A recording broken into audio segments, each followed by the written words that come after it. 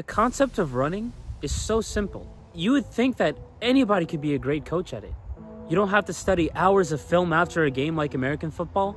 You don't have to perfect foot coordination like you would in soccer. You don't have to do thousands of repetitions of overhead serves like you would in tennis. So how could there possibly be bad running coaches? Well, as I've explained in my previous video, there are multiple fundamentals to running, and just lacking in one of them can be so detrimental for the athlete. Things such as proper warm-up, proper nutrition, good recovery, learning good running form, taking your easy days easy. Being able to perfect these minute details is what separates a good coach from a great coach. I've personally had the privilege to have had a great coach in my life personally, but there's a lot of people who never get that sort of opportunity. Some athletes just have to play with the cards that they're dealt with. Some athletes perhaps may not have the financial support to transfer to a different school and in order to obtain a better coach. And that unfortunately prevents a lot of athletes from reaching their potential. So today we're going to be talking about the varying aspects of what makes a not so great coach.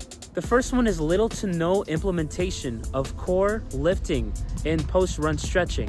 Lifting and core is especially so important in improving and strengthening your body so that you can withstand the higher mileage. Especially as you get later into a hard race, your body starts to fall apart. It begins to get harder for you to keep up your form. That's why strength plays such a huge factor in long distance running. Coaches who don't take this seriously, especially during the summertime where you have the time and energy to put in a lot of work in the gym and a lot of work in your core, are really losing out on the athlete's potential ability, because not only do lifting, core, and post-run stretching improve on the strength of the athlete, but it also can greatly reduce injuries and imbalances that could happen in the body. The second tip that you might not have that great of a coach is too much speed workouts too early in your workout regimen. We all know that speed is very important, especially once you get later into the season. Whether you're training for a 10K or an 800 meter, it's vital that you implement that towards the end of the season, especially when you get close to the race season. It can improve the neuromuscular connection that can make your athlete a more efficient runner. Of course, it is important to also implement a little bit of speed, such as strides, earlier in the season so that you can build more of that neuromuscular coordination. But sometimes I see that some coaches do is that they put way too much emphasis on speed way too early in the season. What that ends up doing is that increases the probability that the athlete can actually burn out earlier in the season.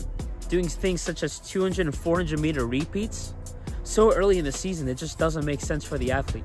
It provides way too much stress for their body, and it actually, what that does is that they'll end up peaking too early, and they won't peak at the right time when the races matter the most. Speed can be such an important aspect to fine-tune your athletes, but if you do it too much and too early, you're just gonna cause so much havoc for your whole team. The third aspect is no individuality. The way that you train a 10K runner for a mile is gonna be very different than you train a 400 meter runner for a mile. When it comes to planning workouts for your athletes, it's very important to look at their training history. Things such as the paces need to be a little different. I remember when I was running, I would come from the long distance side. If I was training for an 800 meter, if we were doing 400 repeats, we'd probably do them around 66, 67 per 400 meter.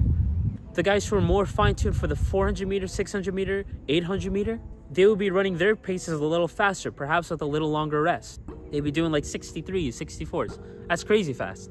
The next aspect of what can make a bad running coach is not taking into consideration the athlete's mental state. One of the most important things that a coach can do before practice is ask the athlete, hey, how are you doing? That can be such a great indicator of how you may want to approach the workout. Because a lot of times there are athletes that are dealing with a lot of personal issues, whether it be at home, whether it be at school. Perhaps there's a lot of workload. Perhaps they didn't get a lot of sleep the previous night that could prevent them from optimizing their workout for today. A good coach will take these aspects into consideration. A not so great coach won't check up on their athletes, won't ask them how they're doing. And even if they do, even if they're very aware, perhaps a particular athlete is just really not in a great mental state to be doing a particular workout, they'll still force them into it anyways for whatever reason. A lot of times what ends up happening is that halfway through the workout, the athlete is just mentally quitting entirely. And you notice that throughout each rep, the quality of their reps is getting worse and worse progressively. In that particular case, it would be better for them to just take a day off entirely, or perhaps just go on an easy, longer distance run instead. Another thing that makes a bad running coach is having unrealistic expectations. Ideally, before the season starts, you as an athlete, as well as your team and your coaches, should be setting up individual and team expectations. A good coach has a great understanding of what a realistic expectation is of their athletes and of their team. Perhaps as a coach, you got a bunch of young guys who are very talented. You know you have a solid 2 or 3 years with this type of talent, and you want to make the most of it. Perhaps expecting them to win the state championship within the first year, perhaps is not the most realistic expectation if they've never been in that sort of situation before. Ideally, as a coach, what you want to see with your athletes is progress. Yes, some athletes progress faster than others, but a lot of times as long as an athlete is improving, that's as much as you can expect from them, especially if they're putting all of their effort that they can possibly put in every single day. If you're someone who ran a 5-minute mile last year and your coach is expecting you to run a 4:30 mile the next year, I don't know, bro. That seems a little tough.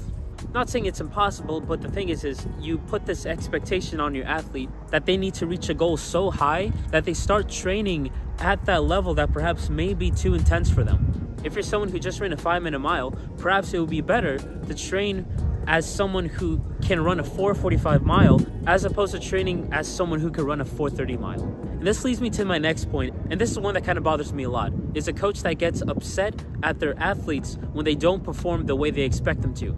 There are so many aspects that could result in a bad race. A lot of that could be weather. Of course, everyone's racing the same weather, but at the same time, people, they just handle adverse weather conditions differently.